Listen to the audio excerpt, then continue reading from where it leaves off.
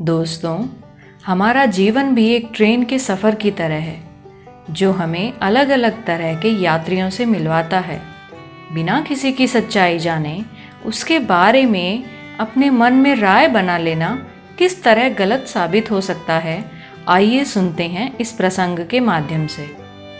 एक बार ट्रेन से पिता पुत्र यात्रा कर रहे थे। पुत्र की उम्र करीब 24 साल की थी। पुत्र ने खिड़की के पास बैठने की जिद की क्योंकि पिता खिड़की की सीट पर बैठे थे। पिता ने खुशी खुशी खिड़की की सीट पुत्र को दे दी और खुद बगल में बैठ गए। ट्रेन में आसपास और भी यात्री बैठे थे। ट्रेन चली तो पुत्र बड़ी उत्सुकता से चिल्लाने लगा, देखो पिताजी, नदी, पुल, पेड़ सब पीछे जा रहे हैं, बादल भी पीछे छूट रहे हैं। पिता भी उसकी हाँ में हाँ मिला रहे थे। उसकी ऐसी हरकतों को देखकर वहाँ बैठे यात्रियों को लगा कि शायद इस लड़के को कोई दिमागी समस्या है जिसके कारण वह ऐसी हरकत कर रहा है। पुत्र बहुत देर तक अजीबोगरीब हरकतें करता रहा। तभी पास बैठे एक यात्री ने पिता से पूछा कि आप अपने पुत्र को किसी अच्छे डॉक्टर को क्यों नहीं दिखाते, क्योंकि उसकी हरकत सामान्य नहीं है।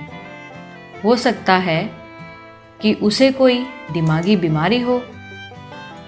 उस यात्री की बात सुनकर पिता ने कहा, हम अभी डॉक्टर के पास से ही आ रहे हैं। पिताजी की बात सुनकर यात्री को आश्चर्य हुआ। पिता ने बताया कि मेरा पुत्र जन्म से ही अंधा था।